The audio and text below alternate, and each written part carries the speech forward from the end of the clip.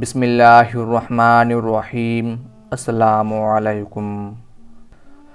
حضور صلی اللہ علیہ وآلہ وسلم غزوہ بدر کے لیے مدینہ منورہ سے چلنے لگے تو مدینہ کے گھر میں چشم فلک نے ایک عجیب منظر دیکھا۔ حق کے پرستار ایک بوڑھے باپ اور ایک جوان بیٹے کے درمیان تکرار ہو رہی تھی۔ باپ بیٹے سے کہہ رہے تھے، بیٹا، گھر میں ہم دونوں کے سوا کوئی مرد نہیں، اس لیے مناسب یہی ہے کہ ہم دونوں میں سے ایک یہیں رہے اور دوسرا جہاد میں شریک ہو۔ تم جوان ہو اور گھر کی دیکھ بھال بہتر طور پر کر سکتے ہو، اس لیے تم یہاں رہو اور مجھے رسول اللہ صلی اللہ علیہ وآلہ وسلم کے ہمراہ جانے دو۔ اس کے جواب میں سعادت مند فرزند والد گرامی سے کہہ رہے تھے، ابا جان، اگر جنت کے علاوہ کوئی اور معاملہ ہوتا تو مجھے گھر پر رہنے میں کوئی عذر نہ تھا۔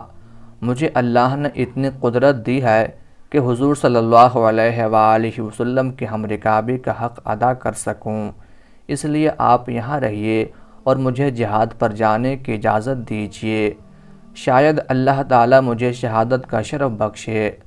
بڑی رد و قدح کے بعد باپ نے فیصلہ دیا کہ قرعہ ڈالتے ہیں، جس کا نام آئے وہ لڑائی پر جائے اور دوسرا گھر پر رہے۔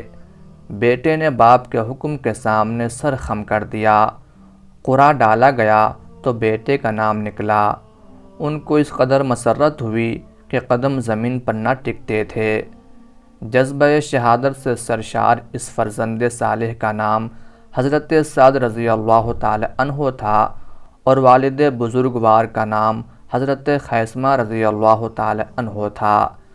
حضرت سعد بن خیثمہ رضی اللہ تعالی عنہ کا تعلق اوس کے خاندان عمرو بن عوف سے تھا۔ حضرت سعد رضی اللہ تعالی عنہ کو اللہ تعالی نے فطرت سعید سے نوازا تھا۔ ہجرت نبوی سے کچھ عرصہ پہلے جو ہی ان تک دعوت توحید پہنچی، انہوں نے بلا تأمل اس پر لبیک کہا۔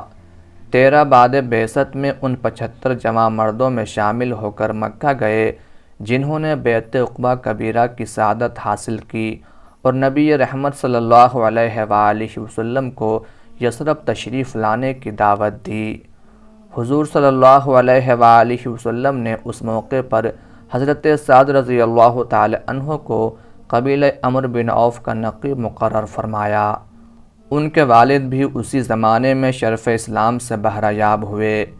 ہجرت کے بعد حضور صلی اللہ علیہ وآلہ وسلم نے قباء میں نزول اجلال فرمایا تو قبیلہ عمرو بن عوف ہی کے ایک بزرگ حضرت کلثوم بن الحدم رضی اللہ تعالی عنہ کو چند دن آپ صلی اللہ علیہ وآلہ وسلم کا میزبان بننے کا شرف حاصل ہوا۔ اس دوران میں جو لوگ حضور صلی اللہ علیہ وآلہ وسلم سے ملاقات کے لیے آتے، آپ صلی اللہ علیہ وآلہ وسلم ان سے حضرت سعد بن خیثمہ رضی اللہ تعالی عنہ کے مکان میں ملتے تھے۔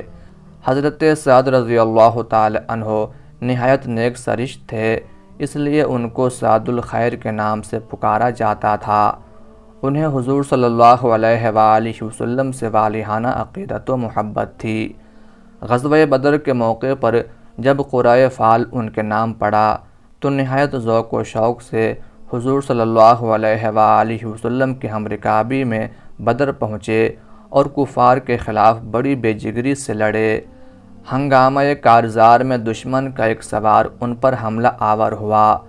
وہ اگرچہ پیدل تھے لیکن نہایت پامردی سے حملہ آور سے نبرد آزما ہوئے۔ حضرت علی رضی اللہ تعالی عنہ ان کی مدد کے لیے بڑھے، لیکن اس اثنا میں دشمن سوار کا وار کارگر ہو چکا تھا اور حضرت سعد رضی اللہ تعالی عنہ جام شہادت پی کر ابدی زندگی حاصل کر چکے تھے۔ بعض روایتوں میں ان کے قاتل کا نام طعیمہ بن عدی اور بعض میں عمرو بن عبد ود آیا ہے۔ اولاد کے بارے میں اختلاف ہے۔